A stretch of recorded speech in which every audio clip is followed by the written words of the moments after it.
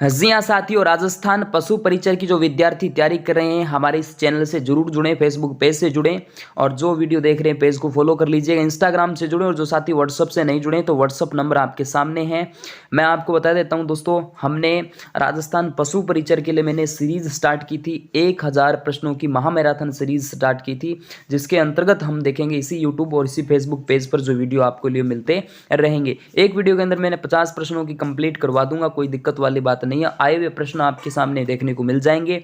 कला और संस्कृति का एक वीडियो अपलोड हो चुका है, आप उसे देख लीजिएगा, आपको मिल जाएगा। बाकी अलग वीडियो भी मिल जाते हैं। आज पहला वीडियो दोस्तों हिस्ट्री के संबंध में, हिस्ट्री में आए हुए और नवीनतम प्रश्नों को ध्यान में, जैसा कि आपने एआई के एग्जाम में देखा, सूचना सहायक के एग्जाम में एक ही प्रश्न आया था, हालांकि वो कोई लो प्रश्न था, ज़्यादा कठिन नहीं था, आया था, लेकिन मैं आपके लिए नवीनतम जीके ही करवाने वाला हूं, क्योंकि इसका एग्जाम में अभी आपको पता है मई के समथिंग एग्जाम है, तो करंट जीके या फिर नया जीके जरूर पूछा जाएगा और ऐसा पूछा ही जाएगा, कोई दिक्कत वाली बात इस क्वेश्चन के अंदर नहीं है। तो सोशल मीडिया प्लेटफॉर्म से जरूर जुड़ें और साथ ही व्हाट्सएप पे जुड़े रहें। चलिए पहला प्रश्न आपकी स्क्रीन पे कि राजस्थान के किस जिले में गणेश्वर सभ्यता है। तो गणेश्वर जो सभ्यता है दोस्त वो आपके सीकर जिले में थी और अब ये नीमका थाना जिले के अंदर आ चुकी है। नीमका थाना नया जिला है जो कि सीकर और झुंझुनू से ही बनाया गया है। उसके बाद बात करते हैं झाड़साई सिक्कों का प्रचलन किस वंश के द्वारा किया जाता है। झाड़साई जो सिक्के हैं उसका जो प्रचलन है जो कछवाहा वंश के द्वारा किया जाता है।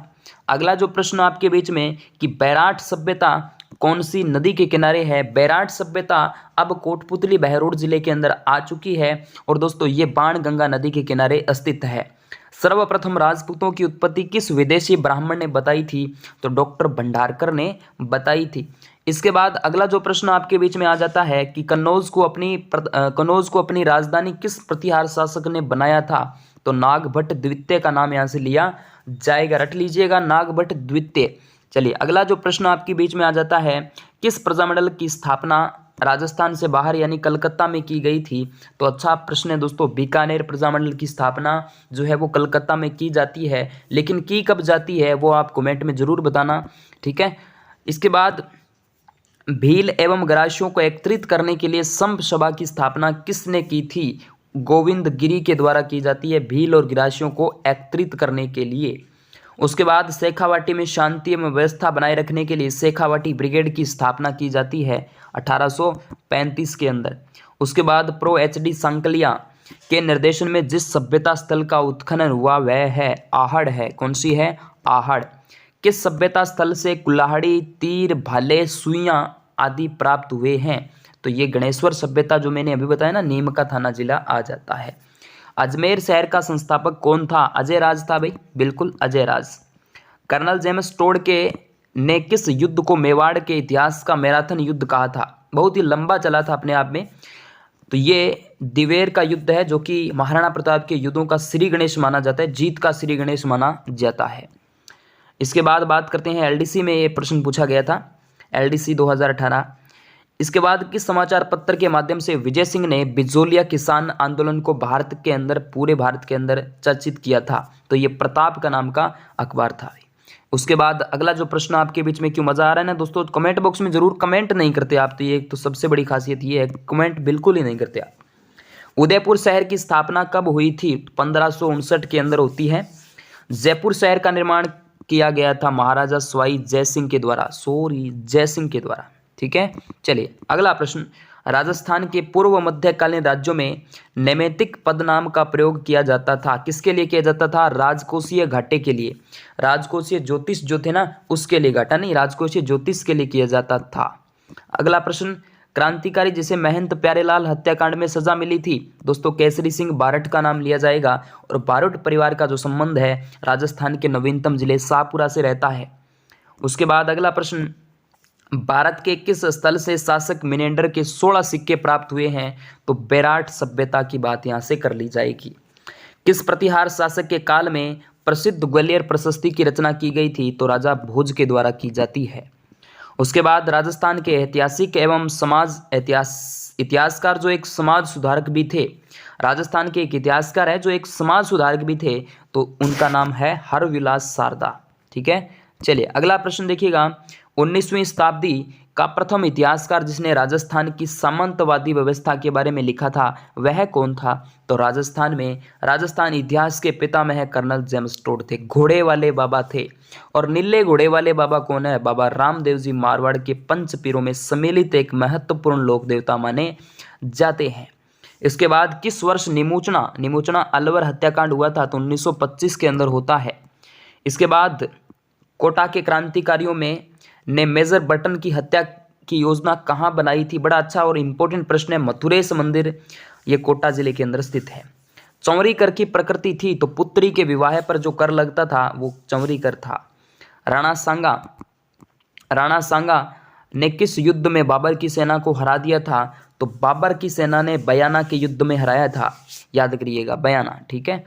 इसके बाद दोस्तों ये मैं बार बार बोल रहा हूँ कि आप जुड़े रहें हमारे साथ, आपको सब चीज़ें जो है वैलिड हो जाएगी। आपको समय समय पर सब चीज़ें आपको मैं वैल्यूबल करवाता रहूँगा। टेलीग्राम चैनल से जुड़ें, इंस्टाग्राम से जुड़ें और फेसबुक पेज पर ये वीडियो देख रहे हैं तो बहुत अच्छी बात है। फेसबुक पेज को फॉलो कर लीजिए और शेयर जरूर करें। इसके अलावा टेलीग्राम से जुड़ें और जो साथी अभी तक व्हाट्सअप से नहीं जुड़े तो व्हाट्सअप नंबर पर आप मुझे मैसेज कर देना, मैं आपका नंबर जो है वो सेव कर लूँगा, ठीक है। चलिए अगला प्रश्न देखिएगा, 26वां आ जाता है आपके बीच में। कौन सी सभ्यता के लोग शव को आभूषण सहित गाड़ते थे? शव जो था ना उनका, उसको बॉडी को आभूषण सहित गाड़ते थे। तो ये दोस्तों आहड़वासी थे, आहड़ के जो लोग थे।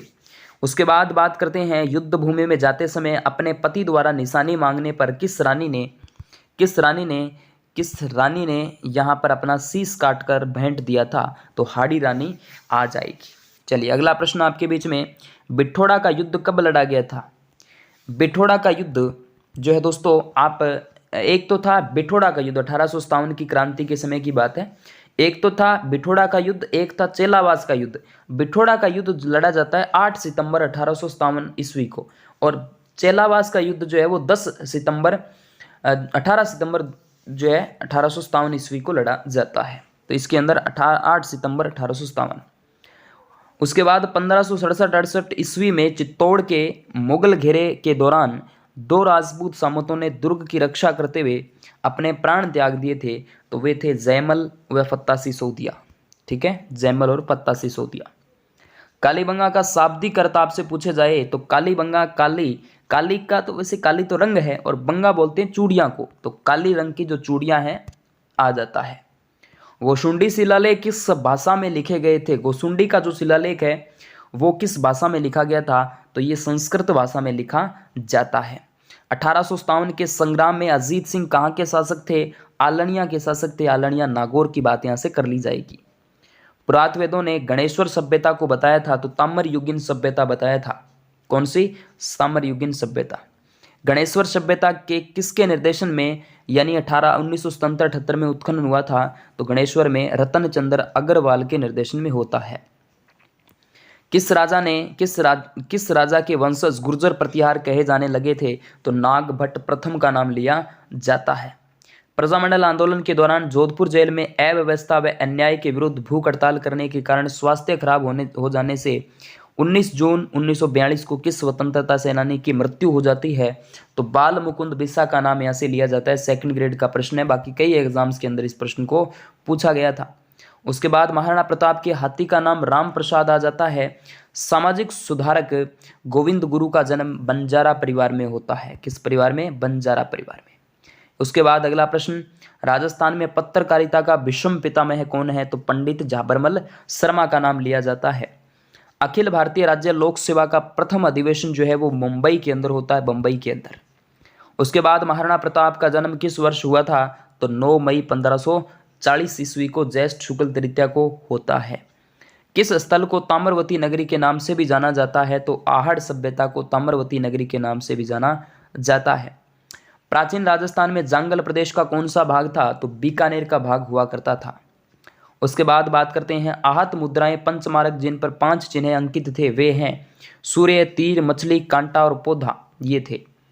उसके बाद बात की जाएगी कि राजस्थान में गुप्तकालीन मुद्राएं कहाँ से मिली थी? तो नगला छेल भरतपुर से मिलती है, ठीक है। उसके बाद बात करते हैं बोरासवाड़ा या बोरासवाड़ा या बरसावाड़ा नाम से कौन सा जाने जाने वाला भौगोलिक क्षेत्र में वर्तमान में राजस्थान के ब्यावर जिले में, वैसे ही अजमेर में था, टोडगढ़ वाला, जो टोडगढ़ का ही प्राचीन नाम जो है बोरासवाड़ा था, ये वर्तमान में आ जाता है ब्यावर जिले के अंदर, जो कि अजमेर से ही अलग हुआ है। अजमेर से वैसे केकड़ी अलग हुआ है, ब्यावर भी हुआ है।